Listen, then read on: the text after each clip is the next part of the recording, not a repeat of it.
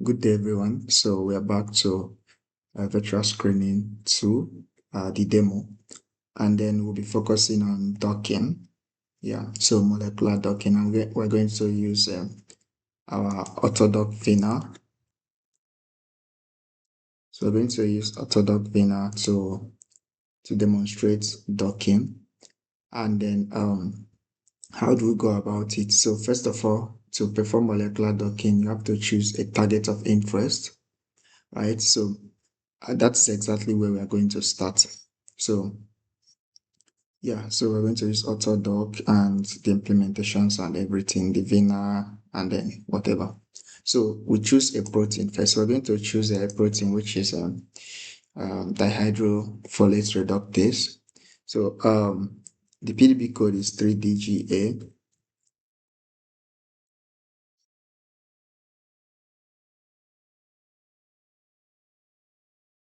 Yeah, so 3DGA is our protein of interest. So we can see here that there is no mutation. It has a resolution of 2.70 Armstrong. And then it's complex with some of these cofactors and then a ligand known as RJF01302. So how many chains? There are 2 chains, A, B, C, D. So there are 4 chains. And then our ligand of interest is here. So this is called co-crystallized ligand. So what we are going to do is just very simple. First of all, you are going to download um, the protein with all the ligands as legacy PDB or maybe PDBX format. So you can download it here. Obviously, it just gets downloaded, and then that's it. The next step is to clean the protein. Why are we interested in cleaning it? We know, for example, as you can see here, there are a lot of chains. We're not going to work with all the chains. There are many co-crystallized ligand cofactors, and then there are co-crystallized waters, and so on and so forth. So many of these things, we are not going to use them. So because of this, we need to clean our protein. So what are usually the best ways to clean our protein? So the easiest and simple way is to use any of the visualization tools that are available. So I'm going to use PyRx to visualize and clean this our protein. Now, PyRx is beautiful because we can actually fetch the protein by its ID 3DGA. So you can just download it directly. So it just gets downloaded. You don't need to download it separately and then load it. If you still want to load it, you can use open and then load it from a folder where you have already downloaded it into, right? Okay, so let me change the background of this. Yeah, background white. Fine. So we have a lot of chains here. Look at select chains. You can see A to D. So and then for residues, we have water, we have NDP, a cofactor, RJI, which is the ligand of interest, co-crystallized ligand, then UMP, which is also a cofactor. So depending on what you want to do, we'll be working with chain A. So we choose chain A and then we delete every other thing. So we're going to use invert all models and then delete all model, every other thing. So we only left with chain A. So as you can see, there are some missing residues, but we will not focus on, as I taught in one of the courses, we can try to fix these missing residues. Do you understand? Model them with PDB fixer or whatever have you. PyMo can also help you do that. But we'll not be focusing on adding this region because it is not close to our active site, so it might not affect very much what we are doing, but it's necessary. It's necessary to do that, but we won't be doing it now. Okay, so now as you can see, our co-crystallized ligand is here. That is RJ1. So look at it here, highlighted in green. So there are other cofactors, there are water molecules, and so on and so forth. So how do you, for example, I want to have only the protein while I remove every other thing. So I'm going to do select and then click all non-standard, everything that is not standard amino acid, then I'm going to delete them. So now I'm left with only the protein, right? And then I can now save it out in PDB, save it wherever I choose a folder and save it. Now, the same way I can extract the co-crystallized ligand. Let me close this session. Try and open it again. Go through the same route again. Select chain A, invert my model, delete it. Then I can now come and say, oh, for the residues, I'm only interested in RJI, which is co-crystallized ligand. Then I invert all selection so that I can delete every other thing that is not co-crystal ligand. So I have only the co-crystal ligand, right? And then I can as well save it as PDB. So this is how you process it. So because the most important thing for you is the co-crystal ligand, which will be a benchmark. It's like your positive control, and then the protein alone. So if you clean your protein like this, remove every other thing, and then get it this way, this is actually a very beautiful way to clean it on PyRx, or maybe you're using PyMol or whatever tools you're using. All these things are available. So, but I'm going to now also show you how to do this cleaning again on the command line. Yeah, because if you have a lot of proteins maybe to work with, you might not have time to do them one by one. It's actually very easy and simpler to do them on the command line. So let me show you that. Okay. So this is a docking folder where we'll be working on today. So I have, because this is the folder where we're going to use for the docking, I already have the compounds I'm going to dock. And then I already extracted the co-crystallized ligand here, saved it as PDB. Then I have the main protein here. So now, how do we work? How do we clean protein on the command line? So vi 3dga. Now, what is important is there are so many things inside a protein, PDB file. There are so many identifiers and values that are there just to characterize the protein. They are not part of the PDB itself. For example, all these things are crystallographic informations. Do you get? So information, not informations. Yeah. So then, and then some of them are not necessary. So most times before our protein starts, it's already so down. So you see, so our protein just started here. This is where our protein started. Now, knowing this, every protein has to start at the atom section. It must be preceded with an atom. Then this is the chain. This is the residue. This is actually the standard notation for PDB. And then these are coordinates and some box information, right? So it means that you see, this is for chain A. Then you see chain B just started now, if you can see that. So chain A stopped here at 230. Chain B just started here. Do you see? And on and on and on and on. So the same way, that's how it will continue till chain D. So now, equipped with this information, we can actually use some bash command, grep, awk, whatever is available to extract the sections of the PDF file we want. Now, we're interested in chain A. Now, as you can see here, once we are done with the atom sections, which is the protein, we enter het atom. Yes, we enter het atom, which is the cofactors, anything that is not atom, that is not protein. For example, the first set of atom here is the RJ1, which is the co-crystal ligand. You can see it. Then NDP, some of the cofactors. So it means that if we want to extract the co-crystal ligand, we can just grep or collect only the heteroatom for RJ1, right? Heteroatom for RJ1 that belongs to A, right? That belongs to chain A, and then we get it and on and. So that's actually the format. So I'm explaining this thing to help you understand how to clean your protein. You don't need to have visualization software. You can just do it on a command line, extract whatever you want, and then you are good to go. All right. So having that in mind, what I just explained now, And I forgot to say something. This notation for PDB structure are actually fixed width. What I mean by fixed width is that the position of the heteroatom, the position of the atom numbering, the atom type. Okay, this is atom numbering, this is atom type, then the residue name RJ1, which is for the co-crystalline ligand, then the chain, and then whatever have you, the residue numbering, and then box. All these things are fixed width.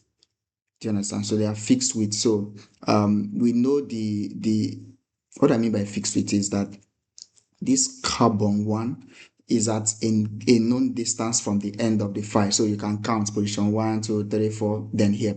So all these things are at fixed width file. So it's like having comma delimited files, tab delimited files, space separate. So because of that, we can take advantage of this when we are collecting whatever we want. So let's see how it works. So first of all, we are going to perform the cleaning by collecting only the protein part of this PDB for the chain A. Then we are now going to collect the ligand parts, the co-crystallized ligand part of this protein for the chain A, because as you can see here, the co-crystallized ligand is still also available for chain B. So we don't want to collect for chain B since we are not working for chain B, right? So this is the command we are going to use. So it's the awk command. And then the awk command, we are going to grab the atom section, as I mentioned to you. And I think in the introductory batch class, we mentioned and is a piping command. You use it to move from one command to allow commands execute sequentially. Then substring position 22, that is where the chain notation A is found. Then 3DGA, which is our protein. Then we want it to output only protein chain A.pdb. So, and then we go in. So if you write protein, so we're going to see that it's only have chain A available. This actually, with this, you have already cleaned the protein. You don't need to be on camera, right? Now, what we are going to also do again is to extract the co-crystallized ligand, right? So we're going to extract the co-crystalline ligand using this command. So just a basic explanation. It's going to be heteroatom, as you can see here. No more atom, yeah, because we are dealing with a heteroatom, not standard protein. And then this is the position of the chain. The co-crystalline ligand is found in chain A, chain B, and many other chains. So we only want the one for chain A. And then the name of the co-crystallized ligand is RJI. So the reason is because if we don't specify RJI, there are many heteroatoms available in the protein. Even water is heteroatom. Even cofactors are heteroatoms. So we must call the exact name of the heteroatom we want. And then this is our protein. And then we want it to be in co-crystallized ligand on PDB. So here we go. So if we visualize co-crystal ligand .pdb, we can see our ligand is clean. So that's exactly how to clean your protein. Okay, so that's actually fine. Now that we've finished cleaning our protein, the next step is to prepare our ligands, right? So how do we prepare our ligand? So here I'm going to say something important. If you're working with a small number of ligands, it's actually easy to use maybe a visualizer such as Chimera to prepare your ligand, add your charges, add hydrogen and everything, which I'm going to explain to you again and again very soon. Now, but if you're working with a very, very large number of compound, you need throughput, so you cannot do that. So that is why we introduced OpenBaba initially, RD kits. These are modules you can use to batch prepare your ligands, and then for docking or for whatever molecular whatever molecular modeling workflow you are prepared for, right? So I'm going to show you first of all. Let's just prepare our ligand. Okay, so you remember we cleaned the ligand here. So this is also the ligand we just finished cleaning in the command line. So this is our ligand. As you can see, it doesn't have a hydrogen. So first of all, to do docking, you need to add hydrogen, add charges, so many other things. So let's try tools, structure editing, add hydrogen. Okay. So our hydrogen are added. So this is how to deal with it. Then the next is, tools editing. We can now add charges, right? So, okay. Then he said the net charge of this ligand is +1. Well, we understand because I think this is like, it's a kind of crazy molecule. It's a kind of crazy molecule. So it's, you see, it's like biguanine or something, as you can see here. It's like a biguanine, you can see here. Now, so it has a central +1 charge. So you can ask us the type of charge we want to use, what kind of charge model, AM1BCC, sorry, AM1BCC or Gastiger charges, whatever. So you can't necessarily, you won't say, oh, this is better than this. It depends. And for you to even choose between them, you have to have a deep knowledge of what each represents. But for now, any of them is fine, Gastiger or whatever. So you can now click OK. And then, so it's telling me it can't compute the former charges because it's a radical. I think that's just an error. Okay. Now, so you can follow this to prepare your ligand. Now, but if you have a lot of ligands, you cannot really do this. Yes, you cannot really do this because you can't come here and click this way and prepare 1,000 ligands. You have suffered, and I know your name is not Job. You get, if you're a Christian, your name is not Job. So now, so because of that, you need to prepare this on a command line, O Babel or whatever. So we're going to show how to do that.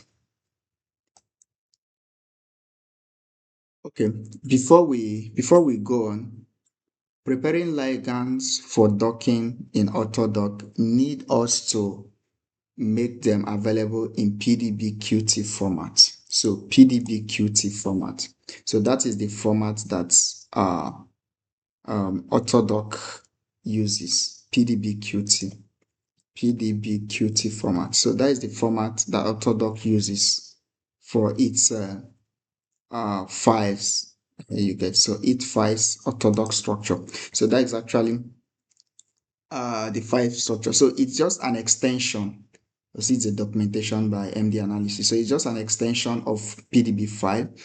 Just that it also encodes the QT is charges and torsion. It encodes charges and torsion inside it. So Vina AutoDock requires it for docking. So while trying to use OpenBabel, we are going to introduce. So let me clear my screen.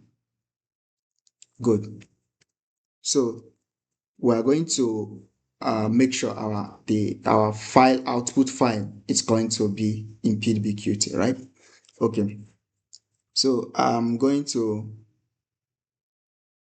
show you the command.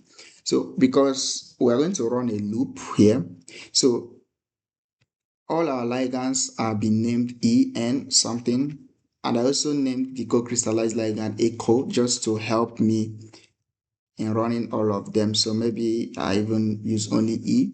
So for all the files that has PDB and start with E, which is our ligands, OpenBabel should convert it to PDBQT at pH of 7.4, add partial charges, which is Gastiger charges, as we just saw, and then done. So that's exactly what we want OpenBabel to do, right? Okay, and then if you have, so with this, if you have 1,000 compounds, 5,000 compounds, you can just do this and eat your popcorn while it's prepared. So you don't need to prepare your ligands singly.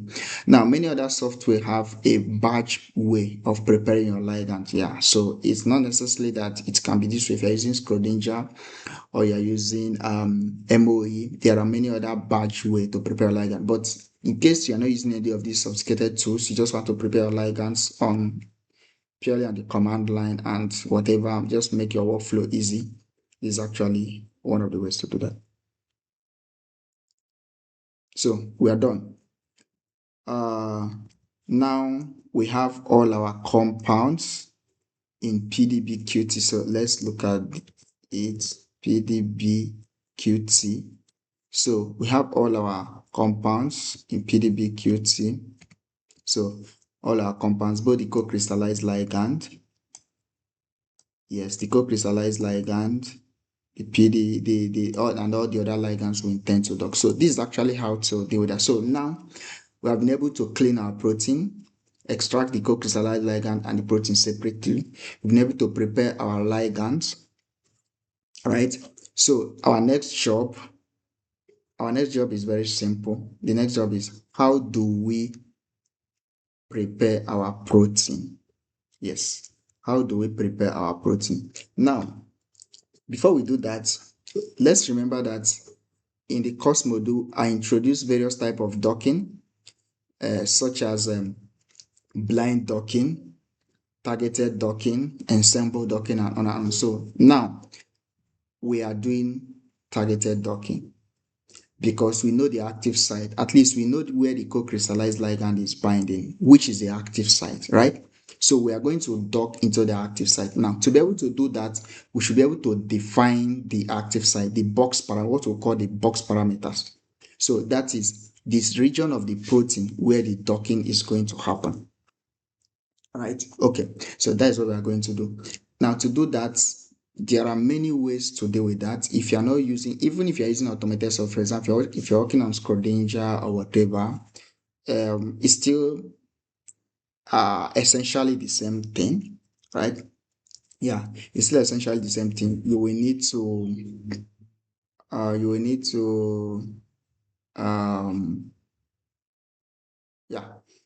will need to, find the residues in the active site. So let me show you how it works actually. So this is our protein, the protein we'll be working on. So let's look at the structure. So if you want to do docking, site-directed docking or targeted docking or focused docking, whatever the name is. So because it has a co-crystallized ligand, it means that we know the active site and we know where this ligand is binding, right? Yes. So for example now,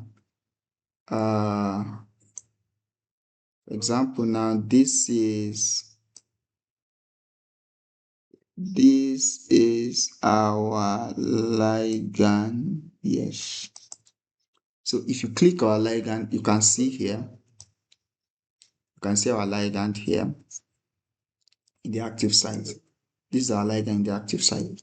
And then you can see all the residues that it is interacting with, or residues that are within a certain cutoff of the active site. So these are the residues that define the active site, right? These are the residues that define the active site. Now on Chimera, you can do similar thing. For example, something like this, and then we go the same route again. We select chain A, and then we invert all the models, we delete them so that we only have chain A. So we know our co-crystal ligand, which is RJ1. So if we have it like this, we can say, oh, RJ1, we do zone. Zone is, we want to find all the residues that are within a certain cutoff from the active site, from the ligand. Those are the residues that are interacting with the ligand. So we're using 5 Armstrong cutoff and we say, okay. So you see, it selects all the residues that are within a certain cutoff from the active site. So when we want to do the docking, we want to center our box. We want the docking to happen around this region because this is where the binding occurs. And we can only define this region by using the residues that surround this region to know this region. Do you understand? So it's just like saying, oh, you want to know a particular place and use the features around that place to define that place. That's exactly what we do. So if you want to do this manually, so you have to come and begin to find one by one all these residues that are here, what are their names, because we will need them when we go to Autodoc tools to define the box, and all that. So you can come and do that, or you can use a script. I think we've written a script to do that, which I'm going to show you shortly, to extract these residues that are within a given cutoff from the active site. Yes. So that's exactly what we are going to do. I'm not going to do that one by one. I'm just going to go and use the script. So let's go to the script. To do that on a command line, we are going to use a script written by one of our colleagues. So it's interresidue.py. So it takes a PDB file, the ligand residue name, and the cutoff distance, and then it will generate all the residues that are within that cutoff distance from the ligand, right? Okay, so then it will require you to install MD analysis, numpy, and pandas, and all that. So all this are already satisfied in my command line. So you see, I entered a new conda environment to allow me to do that. Okay, now to even be able to do that, I want us to first of all prepare another. Initially we prepared a protein, the protein alone, and the ligand alone. But to be able to calculate this residue, we need the ligand and the protein together. So we're going to prepare another system. We're going to clean the initial 3DGA to have only the protein and the ligand. So how are we going to do it? It's actually very simple. So we are going to cut the protein and then send it to a file known as full protein a.pdb. I named the full protein because it will contain the protein and the ligand. So I'll just cut it and send it there. Then I'll also cut the co-crystal ligand, but this time around, I will append it. So I'll just append it. So it will be appended. So if I send it into the file again, it's going to overwrite. But if I append it, that will be fine. So if you see now, for full protein, you're going to see it consists of the protein and then the ligand. So now, so it's a complex. So this protein we are going to work on. Now, how do we do it? So first of all, we're going to go and clone this repo so that we get this Python file. And then we're going to work on it. So git clone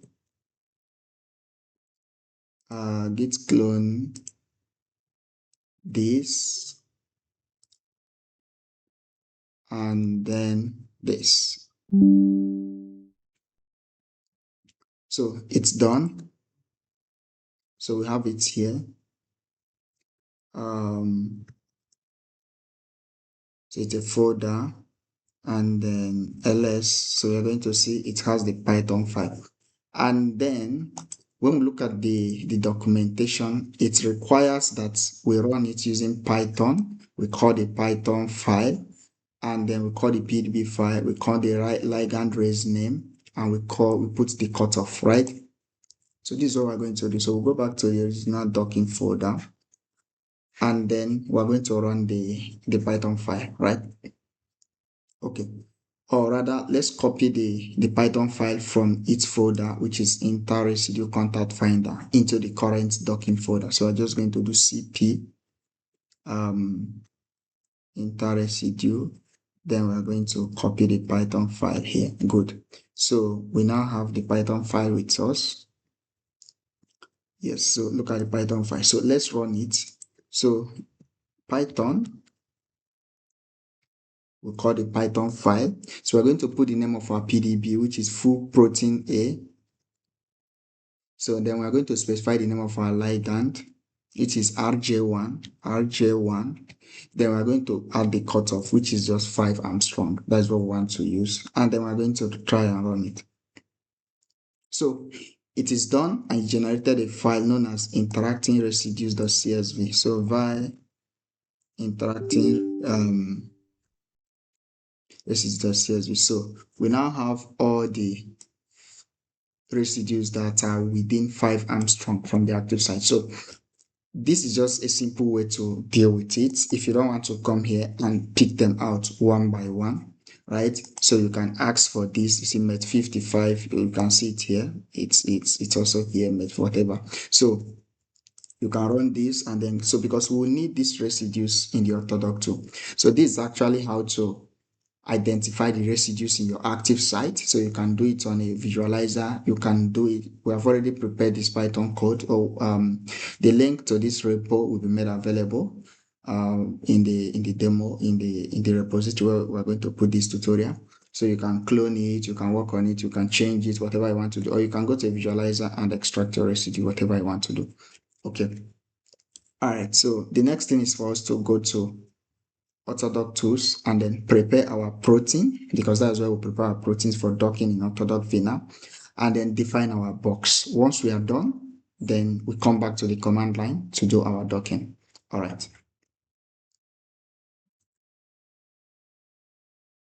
Okay, so this is our Autodoc tools. You can easily install it where I've shown you downloads and then Autodoc 4. If you have GPU resources to accelerate your docking, that's fine. If you don't have, you can just use Autodoc.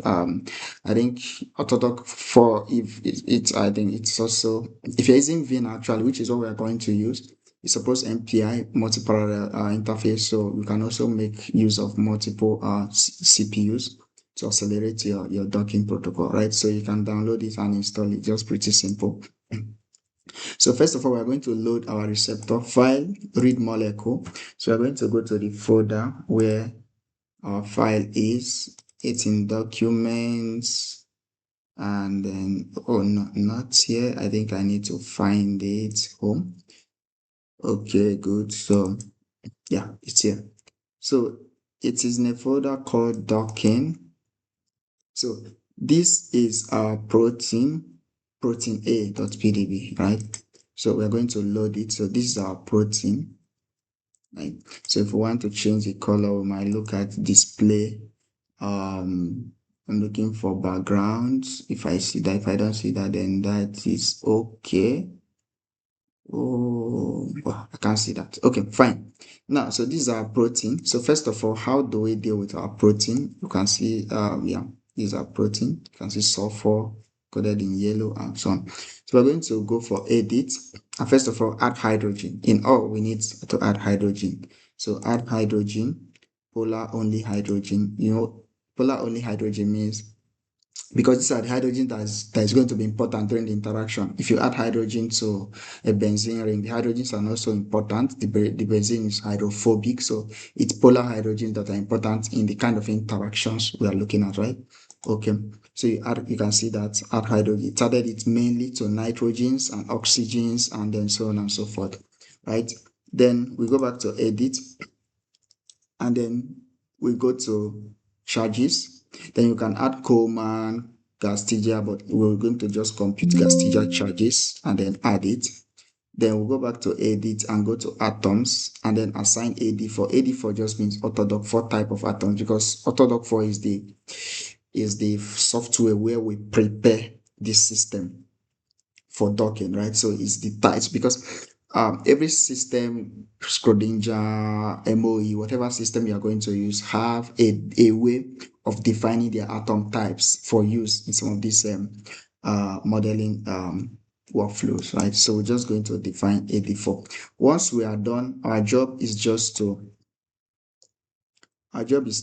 save it out. Yes. So that is simply our job. Okay.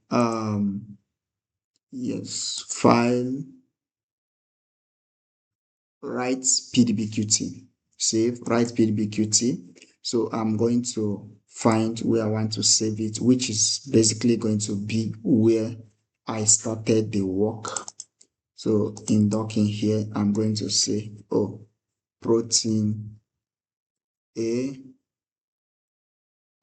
prepared in pdbqt, right? Save. Okay. And then that's pretty fine. If we come back here, we are going to find out that it's already here. Oh no, this is PDB. I need to find out what went wrong. Just a minute. File, right, PDB QT,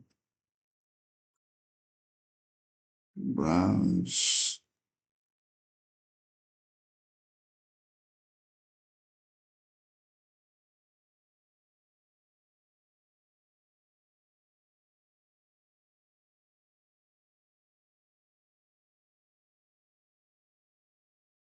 Okay, I think the problem is it wants me to add the PDB QT.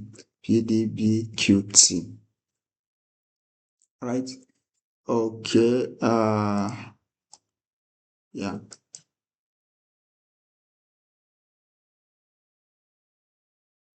And then I think that is it. Okay, if we go again, yes, so we have it now, protein PDBQT. So you just needed me to add the extension. So now we finished preparing the protein. Now the next thing is that we need to define the box. Remember, we have the list of the residues that are interacting in our active site here, right? So, and then we need to define the box. So it's called grid box, because that is the space where the docking is going to happen, right? So I click on grid and I look for grid box. So yes, so this is my grid box, and then I want to set up my grid box on this protein, right? Now, but first of all, before I do that, I need to show it where the box is going to be centered. And where the box is going to be centered is exactly around these residues that we've already defined, residue 14, 15, 16. So we are going to define these exact residues. So I'll click here to bring down all my residues. So I'll begin to define my residues. So you define it on the third line, the C line. So residue, so we can see 14, 15, 16. So I'm going to do that here. Residue 14. Yes. Residue, sorry, that is residue 13, 14, 15, 16. Then we keep going. 54, 55, 58. So residue 54, 55, and 58. Good. Then we go again, 112, 113, and 116. 112, 112, 113, and 116. Okay, then 119, 164. We also define 119, then 164, 165, 170. Don't mind me, we're almost there. 164, 165, 170. 164, we have it here. 165, 170. Fine. Then finally, we go and define 185. So you see what is happening now? It's surrounding the active site, as I explained. So this is our active site. This is where the docking is going to happen. So we need to define this grid region, right? So we can now go and say, oh, grid box, right? And then we want our box to actually circle this region, right? So we begin to, sorry, I'm supposed to see a box. Just in, okay. Okay. I think nothing is wrong. The box is still here. It's just that it's a bit far from our protein. Yeah, I just realized that the box is just here. So we need to move it to our protein. So basically, you need to move this. So XYZ center moves the box laterally in different XYZ direction. This adjusts the size of the box itself. So we need to move the box to where our protein is, and that is our job. Then using the green too. Okay, I think we need the blue. Yes, so we need to bring it to our protein. So we're going to use the box and cover our protein, right? So because we want it to cover the active site very, very well.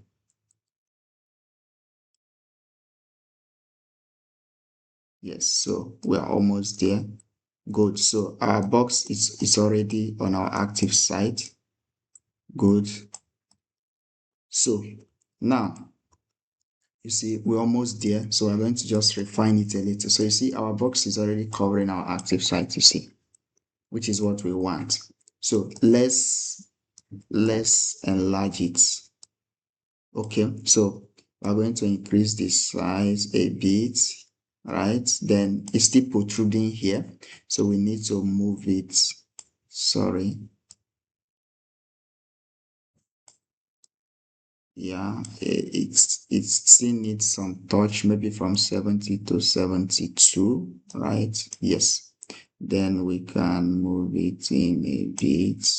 And then it's covered. It's just protruding a little bit here. So the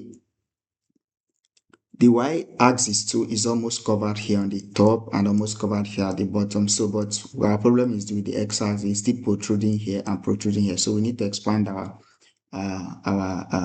z-axis. So yes, so we increase it a little bit. Okay, it's still not covered. Maybe get to 52. Okay, maybe get to 56. No, 54. Yeah, so this shows that our active site, this is the box. So this is the center of our docking. And then once we have this, you see, once we have this, we can actually see that all these coordinates are the important coordinates we need for the docking. We need them. Autodoc Vina is going to need them, right? So you can, I think there is a way to output the grid file now, but it's asking me to specify the receptor, and honestly, I have not been able to solve that problem. So, but usually what I do is just to write out these files, these values in the x dimension and the centers. So I'm going to write it out and put it in a file, and then we'll continue.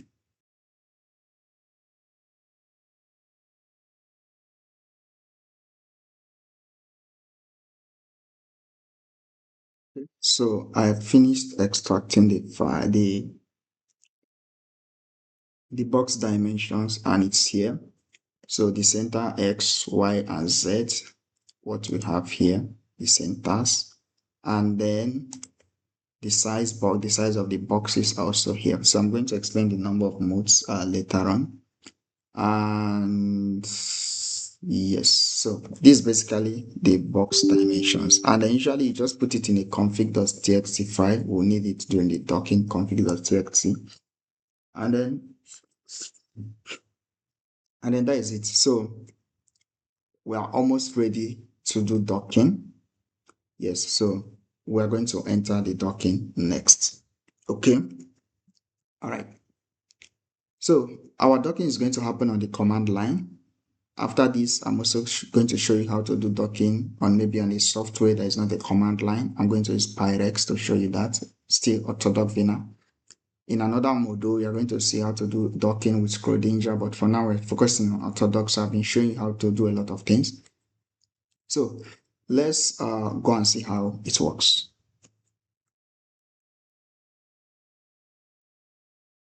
So to run Vina, you can actually run Vina on the command line, verbose like this. For example, if I call Vina, meanwhile, to install Vina on the command line is actually very, very, very simple. Yeah. So Vina, Autodoc Vina. So to install it on the command line is actually very, very, very simple. So I'll just show you how you can go about it. It's one of the easiest things to do. So Autodoc Vina. So it's like one of the latest versions of Vina. So you can look at downloads here. And then if you are running on Ubuntu, which is here, you can just see instruction how to install it. So you can just download the zip file and then install it. If you want to download from the source code, that is also fine. If you are running on Windows, that's also good. If you are using a Mac, that's fine. So you can just install it on your command line. And then, so if I run Vina, it's going to print a lot of things for me. And then it's going to ask me for a receptor. So this running on a command line, yeah, because you need a command line because maybe you want to dock 10,000 structures. It's actually very easy to run it on a command line. And then, we can take advantage of CPU, GPUs, and so on and so forth. So receptor argument is going to ask for a receptor, ask me for should the sidechain be flexible or not? For now, we're not going to allow the sidechain to be flexible. So what we call flexible docking, where you allow the sidechain to also move, but it's computationally expensive. We're not going to do that. Then ligand is going to ask me for the ligand all in PDBQT.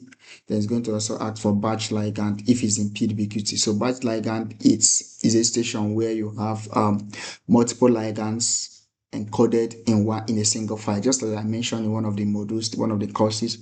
So it's a simple way to compress your ligand file or whatever protein file, whatever. It's just like a trajectory file in molecular dynamics where you have snapshots of the same protein, but you stack them together so the same way. So if you have it as a badge, you can supply it.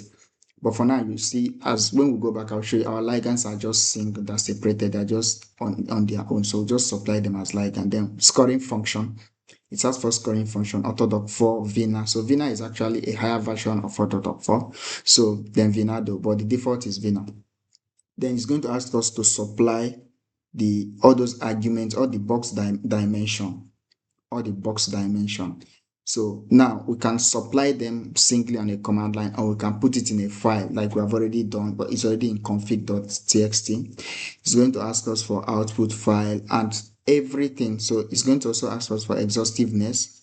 So exhaustiveness is how in the course module we introduce pose, we introduce search, we introduce scoring. So during this search, when it searches different conformation of the ligands in the active site, so how far should it go? So the default is 8. And then variables, do you want it to print it on the command line? And then so you see, so all these things here can be put in a configuration file. You see, can be put in a configuration file. We can also specify CPU, how many CPUs you want to use and run. So there are many ways we can do it. We can write all these things out here on the command line like this, Vina, then we specify receptor, and then tell it the receptor will specify ligand on and on. Or we can decide to put everything in a bash file and execute it. And that is exactly what we are going to do.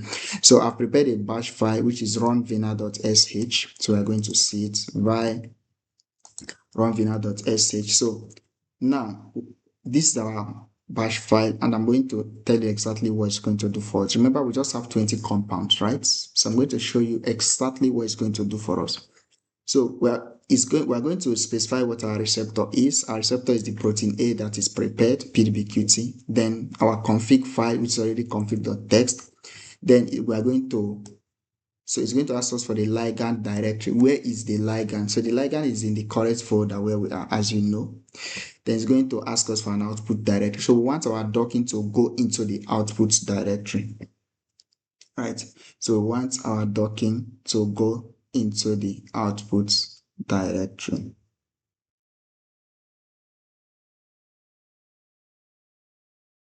Yes, so we don't want it to be mixed up together in the current directory. So that's what we're going to do. So let's edit our file. So first of all, our receptor is not called receptor.pdbqt. Actually, our receptor is called protein A prepared.pdbqt. So we're going to replace that.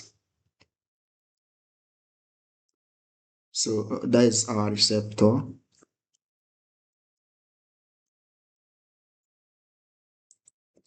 Then our config.txt is okay. So our ligands, the ligand directory is in the current file folder. As you guys saw, it's in the current folder, so we don't have any problem. Just the current folder, full stop, that's the current folder. And then we want the docking to be in the, let's call it output docked. Right, so that's what I want it to be. So it's going to first of all check whether this output directory exists. Obviously it does not exist because we didn't create it, but it's going to create it by itself.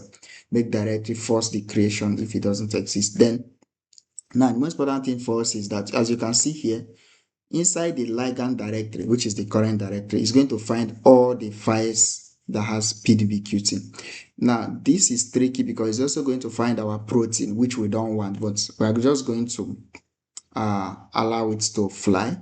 But I can modify it so that it doesn't find our protein. I can add E. Remember, all our ligands have E as a starting word. I mean, the starting letter of their names are E. So this is actually important because it's something I taught during the introduction into Bash. When you are naming your files, you have to be careful. You have to name them with an understanding that you will use them during your workflows. So you have to name them carefully. Name them in a way that it is easy to retrieve. For example, I make sure all my ligands start with an E so that I can specify an E here. So it's going to look for only ligands with PDBQT starting with E, which all my ligands and even the co-crystallized ligand obey. So it's not going to find our receptor because our receptor also ends with PDBQT. So it's going to extract the base name and then echo is going to write, oh, we are docking this ligand. Then it's going to run Vina, take receptor file, take the ligand. Do you get? So it's going to take the ligand and then take the config file.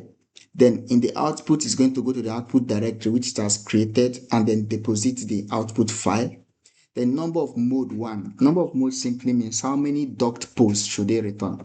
Now, during docking, it usually generates a lot of poses. For each ligand, it generates a lot of poses.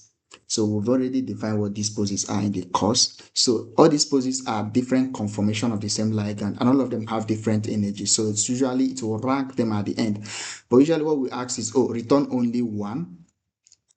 But maybe we can increase this to ask it for two. So it's going to return the two top poses for us. Then CPU 8, no, we are going to just tell it to use four of my CPUs, right? So these four of my CPUs are what it's going to use. Yes, so my laptop has MPI activated, so it allows me to use up to 4 CPUs. So depending on your laptop too, if you have only a single CPU, it's fine. But this CPU is not very necessary. I just have like 20 compounds. But when you be docking up to 1,000 compounds or 5,000 compounds, you need to parallelize them, right? Then we'll also ask it for a log file.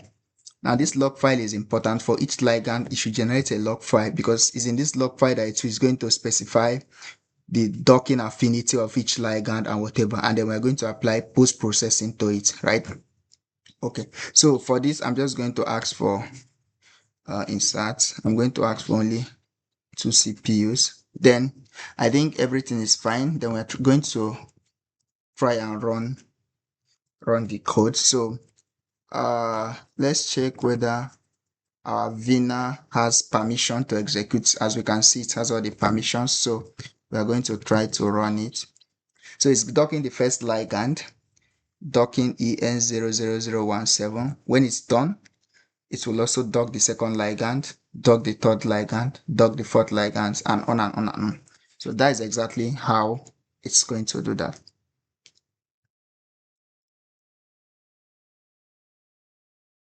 So we are done with the docking, as you can see. Hi. As you can see, so it completed the docking for the 19 ligands and the co-crystal ligand. So let's see. It created a folder for us, output docked, cd output docked ls. So we can see that it has the docked ligand of each of those input ligands. Then for each of them, it generated a log file. So usually what is in this log file? So let's visualize maybe just one of them. So we can see the detailed information of the docking is what is in the ligand. So we can see, and then because we asked for just 2 poses, we asked for 2 poses. So it's going to just give us 2 poses, the best 2 poses. So this is the binding affinities of the best 2 poses, as you can see. So we see all the docking parameters and everything, or even our grid sizes that we used, exhaustiveness, CPU, verbosity, everything is available. Now, after docking, we mentioned in the course module about scoring, which has already happened. We can see it's already have a binding affinity. We also said something about ranking. So ranking means which of these compounds is a better ligand in terms of binding to the protein compared to maybe the co-crystallized ligand. So to do that, we have to be able to extract all the binding parameters from each of the log files, all these binding affinities from each of the log files. We need to extract it, and then sort it, and then compare each of them. That's exactly what we are going to do. Now, to do that, we need to use a particular file which I've prepared, and I'm going to show it to you. The file is called so look at the file. I'm going to copy it from the docking folder. more processing. So what is this file? So the goal of the file is to enter each of the log file from in this our docked folder, and then for each of the log file is going to print column 1 and column 2, and then append it into a result file. Then it's going to sort the results and then write it out in CSV file. So at the end of the day, we're going to have the docked ligands and their binding affinities sorted out for us, and then we can easily make the comparison, right? Okay. So let's see whether it has all the file permissions. Yeah, I think it does. So our job will be to execute it and see what it brings for us. That was so fast. So I have output.csv. Let's visualize it and see.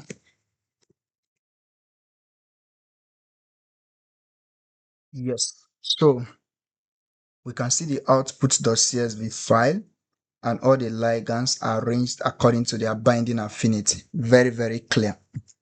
So we can see that. And then we can see that EN00095 is the best in binding affinity of -10.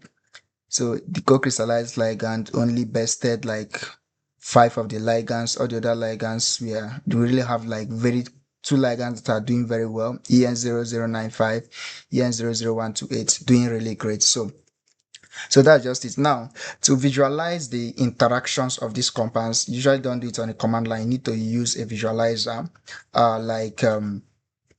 okay, I've closed my Chimera X, so I'll need to open it again. Like Chimera X, you will need it to visualize any of this. So what you just need to do is to load the original protein and then load the docked ligand on top of it, and then you can sit in the active site, and then you can do your visualization. That's exactly how to do that. So file open. I have docking, so I'm going to load the protein A. Then on it, I'm going to load one of our docked ligands. So let me check again which of them. So let me load the 00095. So 00095. So look at it here. So now you can see it in the active site. Now remember that we requested for 2 poses. So we remember, see pose 1 minus docking score is -10, and then the second -10.344. The second one, the docking score is -10.007, and then you can see the upper and lower bound RMSD for each of them. So it means that the first ligand, the first one, is actually better than the second one.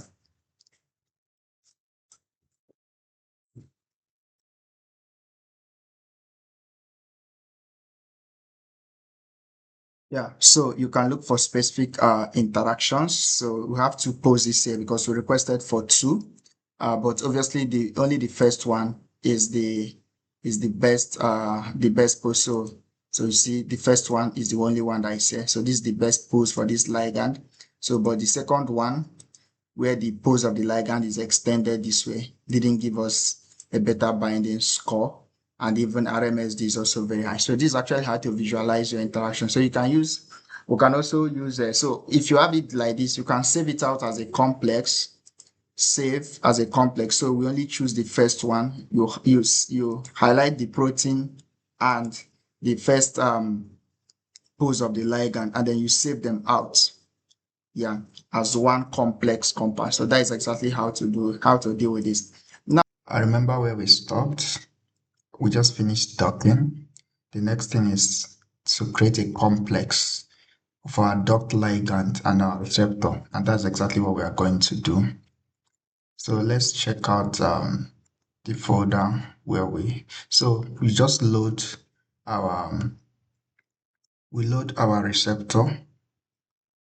Yeah, we load the receptor that we used for the docking, the prepared protein, and then we are going to load one of the docked ligands. So let's use 43. Yeah, so okay, Okay, so now it is open, as you can see. So Chimera helps us, that because during the docking we specified two poses to return two close poses. As you can see here, they are very close in docking score, although the RMSD is slightly different. So our best pose is actually 2.1 if you go by docking score, even RMSD and all that. So you can toggle any of them. You can even remove both of them depending. So, and then as they are now, they are separate. So we need to create a complex out of it. So we just want to create complex from the first one. So file, save. So I'm going to call it complex EN 1, 2, 3, 4, 4, 3. So, but I'm going to make sure it's only one ligand that is there. So I'm going to hold my control down. So it's basically, I remove the second ligand. So there are only two, the protein and the first ligand are highlighted. I mean, the first pose. They are the same ligand for different poses. Okay. Then I'll say save. Okay. Now I've saved it. The next thing is, how do I visualize it? Now to do this, there are many ways to do it, but this is just very simple what we do here in Wrestler Labs. So we use Discovery Studio. So in Discovery Studio, I'm going to open that. Yeah, so I'm going to open this. Yes. So don't worry, this is the representation. This is just the representation. So I'm going to change that. So first of all, let's set our background color. It's dark, that's not good, so I'm going to make it white. So I'm just going to choose good display. Yeah, so as you can see our protein and our ligand together as one complex, right, in the active site. So how do we see the interactions that are happening here? That is important to us, right? Let's look at the interactions that are happening between the ligand and the protein. So we're going to look at ligand interactions. So once we click ligand interactions, yeah, so we can see this. Okay, yeah, remember in display style, you can choose, so many different ways to display this. So we can see all the possible interactions, hydrogen bonding, these ones that are green. Obviously, we're just going to put that up very soon. We can see pi to pi, we can see pi stacking, pi alkyl interactions, and so on. So first thing, we are going to label these residues. So we want to know which residues are making these interactions. So we're going to create labels, and then our labels, we want it to be on amino acid, and then we want the name to be 3-letter ID. Yeah, 3-letter and ID. I think it's fine. I want to also make this very bold, maybe 28, and probably choose a very cool color and say apply. The color, the thickness is not good. Okay, good. So we can see all the residues that are interacting with our ligand of interest. We can see which ones form hydrogen bonding, which ones phenylalanine with pi to pi stack interactions, and so on and so forth. So these are the things that we can easily visualize. So we can also look at a 2D diagram of what is happening here. If you don't want to see the 3D, you can look at the 2D diagram. The serine 108, isoleucine 164 is also having a hydrogen bonding with this tertiary, it's a secondary amine group. Okay, so and then you can see the different type of interactions. As I mentioned initially, conventional hydrogen bonding is the green one. Then all the other colors. There are even some sulfur pi interactions, especially from the methionine and so on and so forth. So this is just a simple way to represent the interactions that you see interactions that you see in your complex. So if you toggle here, you are going to see a very different ways of representing the interactions between your ligand and your protein. So I mean, it's up to you. Usually, if you're preparing, publication quality interaction diagrams, so you usually fine tune them until you get what you want, and then you can export it as an image. Yeah, you can save it out as an image. Okay, so I think with this, we have seen that when you create the complex of your duct ligand with the protein, you can easily see what interactions, you can even see how is it situated in the active site and all that and all that. So that is it. If you're also using Vina, there are a lot of tools that integrate Vina and Autodoc in their workflow. So you might be very interested in also using them. For example, PyRx is one of them. I started out using PyRx for batch screening. So if I have a lot of compounds, yeah, because it automates the ligand preparations, the protein preparations. Then you have to just define the active site and then use it. So it helps. Let's say you have 400, 1,000 ligands. It's good. It works. It's very okay. Yeah. If you are not comfortable with scripting, this is just very fine. So we're going to look at it now. So the first thing is we might just want to, load a molecule.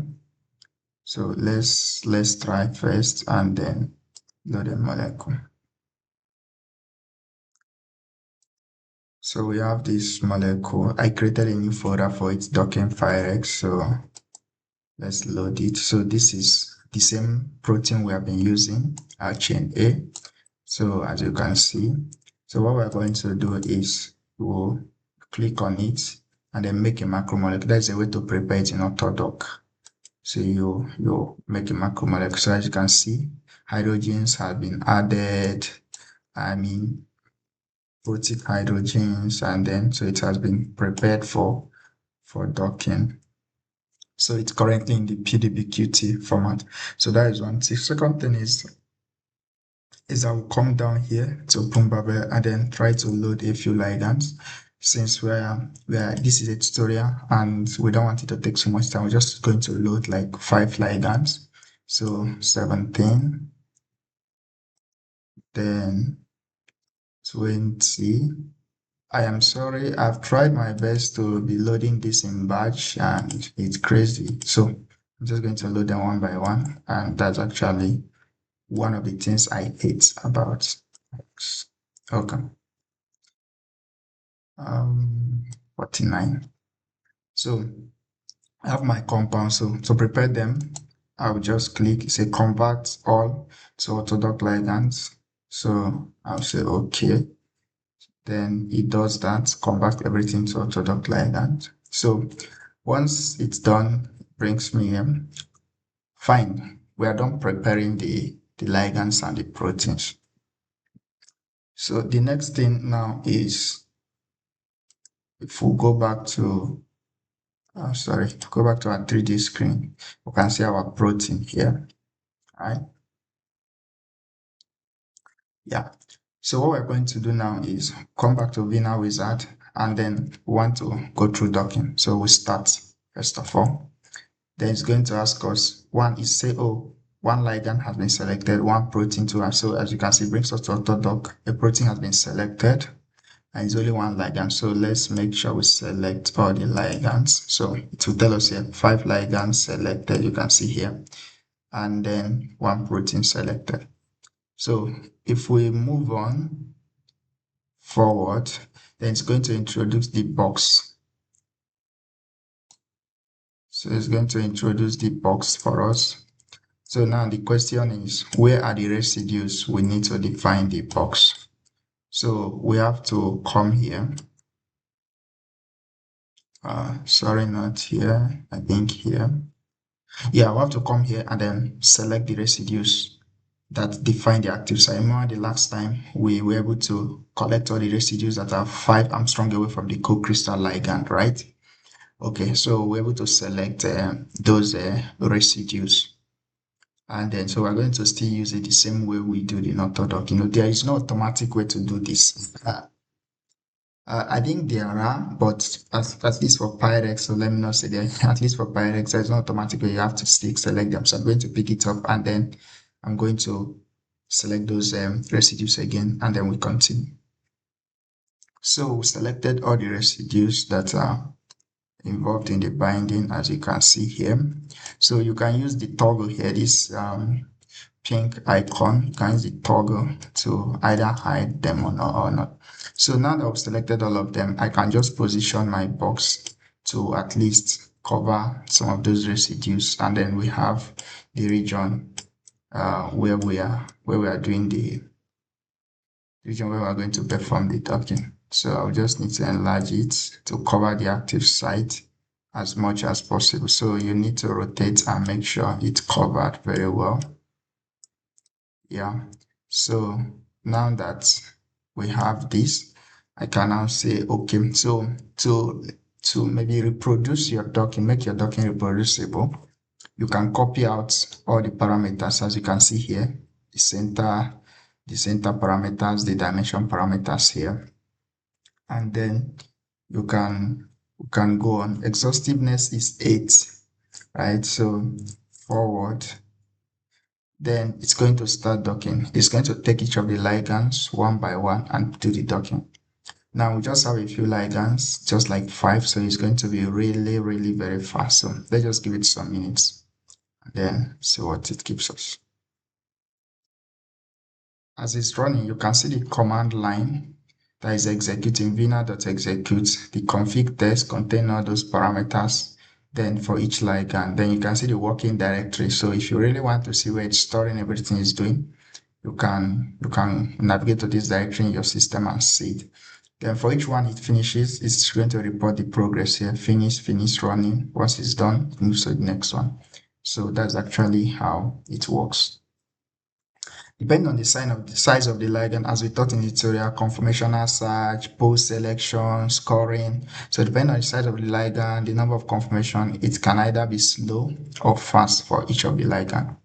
So as you can see now, we're averaging like 10 seconds per ligand. So it's quite fast.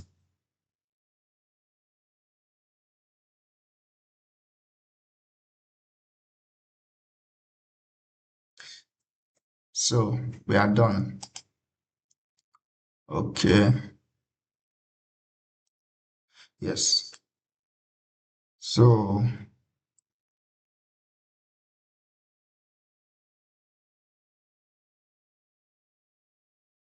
good. So the next thing is to visualize, to see yeah, to see our docking, our docked ligands. And then first of all, maybe we might want to maybe look at this table, which this table is actually the table output table for the ligand. Now, exhaustiveness was 8, so it generates a lot of poses for each particular ligand. For example, ligand 17 has a lot of poses that are ranked according to docking score. Then you now have ligand 20 and 20, 43 and so on. So, and this actually can be saved out. Yeah, we have a button here, save at SDF, or you can save it as CSV. So you can actually output it as CSV. Let's put it in docked here and say docked. So later we're going to go and look at it now. But first of all, here, okay, yeah. So if I click on each of the ligand, it's going to pop up in the main window. So 43 too is up. Now depending on the pose that I'm interested in, but let's just be picking the best in terms of binding affinity. So 45 too, and then finally 49. So all of them are here, and then we can visualize their orientation in the active site. Yes, we can visualize their orientation in the active site here. So you can toggle them in and out. For example, this one alone, you can see what is happening with it. I can toggle out this, or can toggle out the interacting residues that we selected the previous time. So you can see how each of those residues are close to each of the ligands, and then on and on and on. Now for each of the conformers, you can save them out. This dot ligand, you can save it out as PDB, and that's actually how interesting it is.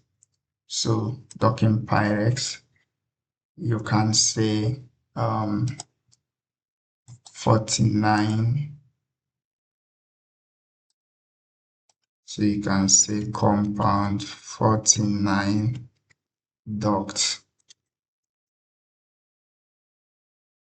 Yes, then later we're going to go and look at it. So that is actually, so each or any of the poses you are interested in, you can even inspect many of the poses and then see which of them aligns better, and then you can choose. So, but usually you might just want to export all of them, especially if you have a small set of ligands, you might export all of them and begin to visually look at them. But if you don't have a lot, if you actually have a lot of ligands, then that might not be possible. So what you just do is to set the configuration so that it just gives you the best pose out of all possible poses. So you don't need to manually look at them, and then you can now batch process them. So this is actually how it works. It's very easy to run. There are many other functionalities. For example, if you have Python scripts here, you can actually run scripts. And OpenBabel is where we loaded our ligands and did the conversion, because OpenBabel is the engine that does the conversion. And then just a few other things here. And then that is just it. So PyRx actually helps. I remember we exported a file, sorry, a CSV file here, as you can see here. So the CSV file is already here. It's already ranked. At least you can see that it's already ranked. 17 had the best docking score, followed by maybe 20. No, I'm not sure whether it's ranked. So you might want to maybe select everything and then decide to do the ranking, to do the sorting and whatever. So I can do custom sort, and I want to sort it on binding affinity from smallest to largest, and I click OK. So it's now going to help me. I can see that after 17, it's compound 49, and then maybe compound 20, so on and so forth. So then which of the pose, as you can see here, as I mentioned, 1, 2, 3, 4, 5, 6, 7, 8, 9. So it's round up to 9 poses for each of the compounds. So this is usually set in the config file, as you saw in the command line. So it's up to you. If you have a lot of compounds, it's not necessary to collect a lot of poses. You might not want to look at them because the work is enormous. So you might just want to collect the best 2 poses, so that if this one doesn't give you what you want, you fall back to the second one. I know that. So that is PyRx, and then that is good. Thank you for joining us up to now. We have looked at virtual screening using Vina, how to prepare everything in orthodox tools, prepare your proteins, set your box, collect the inputs for your configuration file, the box parameters, and then do it on a command line. How do you visualize it after you're done? Complex it. And then how do we do the visualization using Discovery Studio? And again, if you think the command line is messy, how do you run it on, let's say, integrated to like PyRx? Many people around the world use PyRx. So that's actually what we've done, and then it's been very good. So have a nice day. Thank you.